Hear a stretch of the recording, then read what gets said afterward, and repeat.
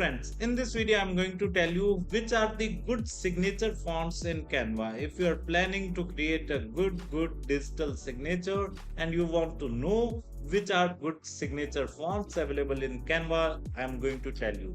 For example, right now as you can see, we have just selected a blank image template in the Canva, and here we are going to text and click on add a heading, and here I'm just writing signature, right?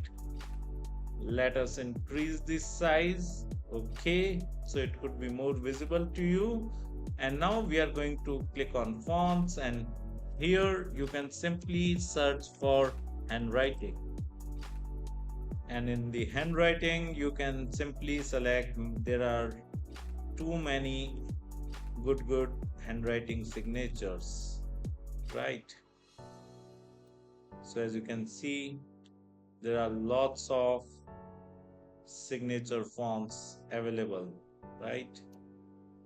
So whatever the font you like the most, you can simply select that particular font, right, to create your next good signature, right? I hope you like this video. Hit the like button if you like this video, and subscribe to our YouTube channel to watch more videos like this. Thank you. If you want to learn digital marketing for free, then subscribe Digital Bikana YouTube channel right now.